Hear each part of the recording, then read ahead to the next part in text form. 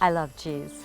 We all love cheese, and Greece is literally a paradise with an ancient tradition in dairy farming and cheese making. Given the country's mountainous terrain, local milk production is largely focused on sheep and goat milk, preserving flavors and methods that have been developed over centuries. Let's explore the vast tradition of certified Greek dairy products and discover some of the most exciting cheeses.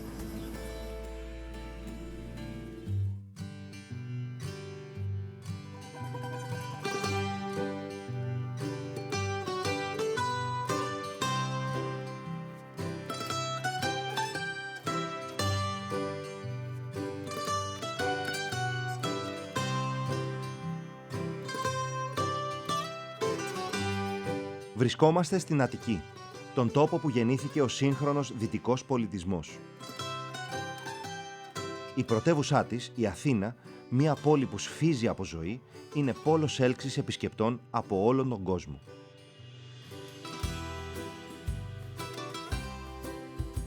Στην άλλη άκρη της Αθήνας βρίσκεται το επίνειό της, ο Πειραιάς, που φιλοξενεί το μεγαλύτερο λιμάνι της Ελλάδας. Το λιμάνι του Πειραιά υπήρξε το κύριο λιμάνι των Αθηνών από την αρχαιότητα. Συνεχίζοντας την περιήγησή μας, έξω από τον αστικό ιστό, βλέπουμε ότι διατηρείται ζωντανή η μακραίωνη κτηνοτροφική παράδοση της Αττικής γης. Δεν είναι λίγες οι περιοχές που συναντάμε ακόμα και σήμερα κοπάδια αιγοπροβάτων. Από αυτά τα πρόβατα παράγεται το αυθεντικό ελληνικό πρόβιο γιαούρτι. Κάτω από τη χαρακτηριστική λιπαρή πέτσα του κρύβεται ένα 100% πρόβιο γιαούρτι, πλούσιο σε ασβέστιο και βιταμίνες, καλά λιπαρά, προβιωτικά και πρωτεΐνη. Καλώς όρισες, Σωτήρη. Καλώς σας βρήκα. Στα Βίλια. Στα όμορφα ορεινά Βίλια, με το πιο καλό προϊόν εδώ πέρα της Ελλάδος, το πρόβιο γιαούρτι. Εμείς το προτιμούμε για βράδυ. Αντί γλυκού. Αντί γλυκού. Ωραία, με πώς? ένα φρούτο Και μέλι βλέπω εδώ.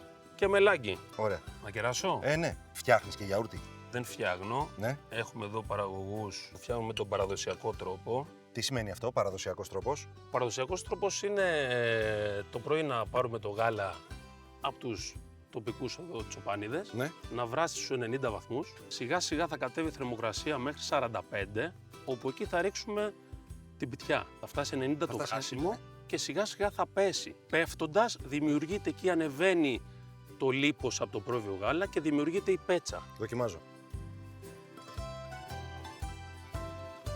Εντάξει, είναι πάρα πολύ δυνατό. Πάρα πολύ ωραίο δηλαδή, μου αρέσει πάρα πολύ. Στους 45 βαθμούς λοιπόν, εκεί θα ρίξουμε την πιτιά. Γιαούρτι πρόβιο έτοιμο προηγούμενης ημέρας, ανακατεμένο με γάλα και νερό. Το ρίχνουμε μέσα στο ήδη βρασμένο γάλα που έχει φτάσει στους 45 και γίνεται όλη η καλλιέργεια στους 45 βαθμούς. Τουλάχιστον για 3 με 4 ώρες θα πρέπει να μείνει έξω. Παράγει η περιοχή όλο το χρόνο πρόβιο γιαούρτι. Ναι, Όλο το χρόνο. όλο το χρόνο, όλο το χρόνο. Πώς και έχουμε τώρα στα Βίλια τόσα ζώα για να έχουμε γάλα για να κάνουμε γιαούρτι? Τα ζώα μας εδώ είναι ελληνικά κάθε αυτού. Είναι από πάπου προς πάπου. Δηλαδή γένα στη γένα είναι τώρα μπορεί να είναι 100 χρονών, 50-70 χρόνια. Τι άλλο κάνουμε με το γιαούρτι? Εμείς τζατζίκι. Το μόνο που θέλουμε που είναι το πιο δύσκολο και χρονοβόρο είναι ότι πρέπει να το στραγγίξουμε. Τσαντίλα από τις γιαγιάδες μας εδώ, την κρεμάμε περίπου 12 ώρες ανάλογα και με την ποσότητα. Αγκουράκι, σκορδάκια, αλάτι πιπέρι, παρθένο ελαιόλαδο, ξιδάκι από κρασί εδώ πέρα πάλι δικό μας. Πάμε. Πάμε.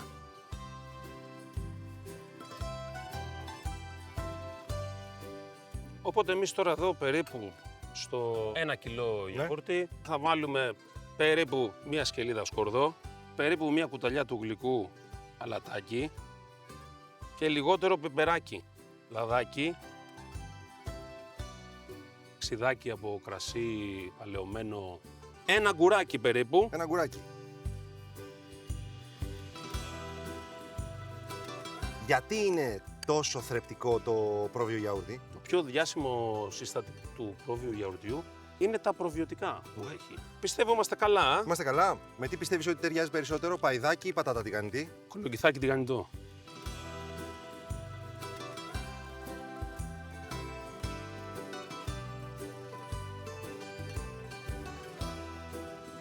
Έτοιμος να δοκιμάσουμε? Έτοιμος.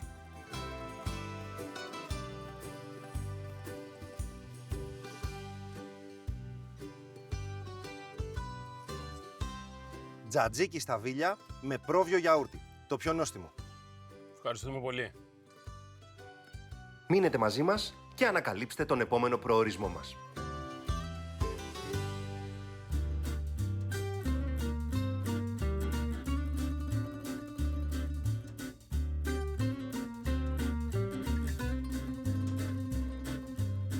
Ταξιδεύω στα γεωγραφικά όρια ανάμεσα στη στερεά Ελλάδα και τη Θεσσαλία. Ακολουθώντας την Εθνική Οδό, περίπου 35 χιλιόμετρα βόρεια της Λαμίας, συναντώ τη γραφική κομμόπολη του Δομοκού, χτισμένη στη θέση της αρχαίας Ακροπόλεως των Θαυμακών, που πήρε το όνομά της χάρη στη θαυμάσια θέα που απλώνεται προς τον Θεσσαλικό κάμπο.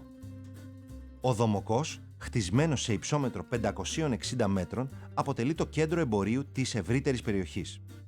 Στολίδι της πόλης είναι ο Ιερός Ναός της Αγίας Κυριακής, με την καταπράσινη αυλή, μία από τις μεγαλύτερες και νεότερες εκκλησίες, καθώς ξεκίνησε να χτίζεται το 1987.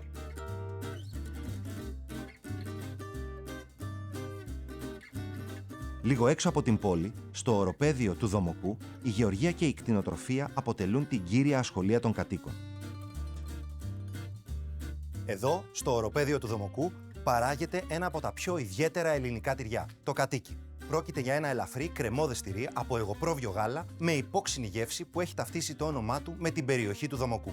Πάμε να δούμε όμως μια ωραία συνταγή με αυτό το νόστιμο pop τυρί. Λοιπόν, Μαρίνα, ποια είναι η σχέση σου με το κατοίκι Δομοκού? Μου αρέσει πάρα πολύ. Το χρησιμοποιώ είτε σε συνταγές είτε σκέτο στην καθημερινότητά μου, γιατί είναι πολύ γευστικό, είναι ελαφρύ. Μπορώ να το χρησιμοποιήσω είτε σε γλυκές είτε σε αλμυρές συνταγές. Ένα γλυκό που έχεις κάνει με το κατοίκι? Έχω κάνει μια πάρα πολύ ωραία μελόπιτα. Μελόπιτα με κατοίκι, λεπτή πίτα, στο τηγανί. Όχι στο φούρνο και το έχω χρησιμοποιήσει και σε cheesecake. Και στα αλμυρά? Στα αλμυρά σκέτο και σε σαλάτες μου αρέσει πάρα πολύ και σαν dip. Το δοκιμασώ. Ναι, με.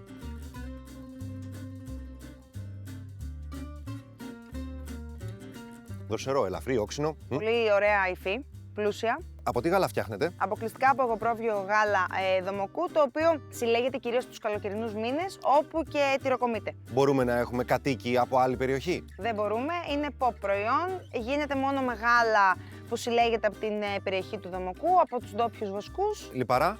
Λιπαρά 13%, είναι φυσικά χαμηλά τα λιπαρά του, δεν έχει κάποια επεξεργασία για να έχει αυτά τα λιπαρά. Και τι θα κάνουμε σήμερα, ποια είναι η συνταγή? Θα κάνουμε μια τυροκαυτερή με ψητές πιπεριές φλωρίνης, πολύ εύκολη, γρήγορη, δεν χρειάζεται κανένα ειδικό σκεύος. Πάμε, ξεκινάμε, Μαρίνα. Ωραία. Τις πιπεριές μπορούμε να τις βάλουμε είτε ολόκληρες είτε να τις κόψουμε αν θέλουμε να κάνουμε πιο γρήγορα. Βλέπω πιπεριές φλωρίνης, Σωστά. καυτερές πιπεριές, Ναι. ελαιόλαδο που βάζεις στο σχαροτίγανο, Και αλάτι πιπέρι. αλάτι πιπέρι και το βασικό μας υλικό, Το κατοίκι Δομοκού. το κατοίκι Δομοκού.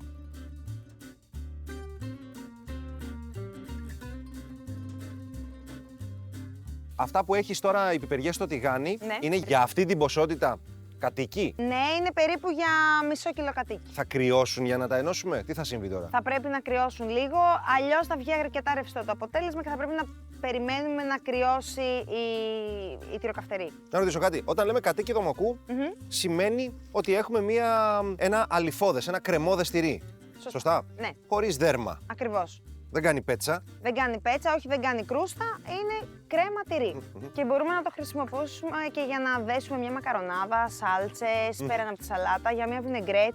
Παραδοσιακές συνταγές με το κατοίκι. Οι πιο αγαπημένες ελληνικές που είναι οι πίτες. Πώς πάμε τώρα εκεί? Είναι σχεδόν έτοιμες. Καταρχάς θέλουμε να μαλακώσουν για να ομογενοποιηθούν ωραία με το κατοίκι και να πάρουν ένα πιο σκούρο χρώμα για να έχει βάθος η γεύση της τυροκαυτερής στο τέλος. Έτοιμες? Ναι, είναι έτοιμες. Θα τις βάλουμε εδώ στην πασίνα. Τώρα ιδανικά τι πρέπει να συμβεί, να κρυώσουν. Σωστά. Εδώ έβαλες αλάτι στο μαγείρεμα. Έχω βάλει λίγο αλάτι στην αρχή για να βοηθήσει τις πιπεριές να μαλακώσουν. Θα δοκιμάσω και θα προσθέσω αν χρειάζεται. Λοιπόν, θα προσθέσουμε τώρα το κατοίκι Δομοκού.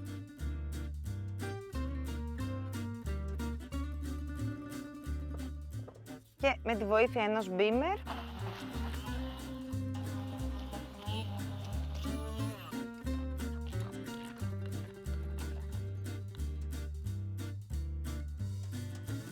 νομίζω είναι τέλειο.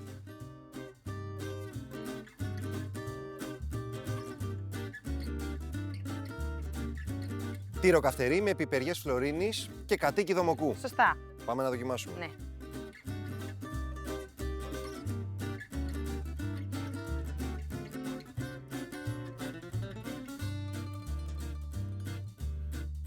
Ωραίο είναι.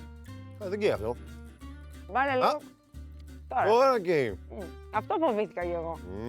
Οπότε καταλαβαίνεις ότι για να πετύχεις αυτό το αποτέλεσμα μόνο με κατοίκι δομοκού. Μαρίνα, ευχαριστούμε πολύ Εγώ ευχαριστώ. για τη συνταγή και για τις πληροφορίες. Να είσαι καλά.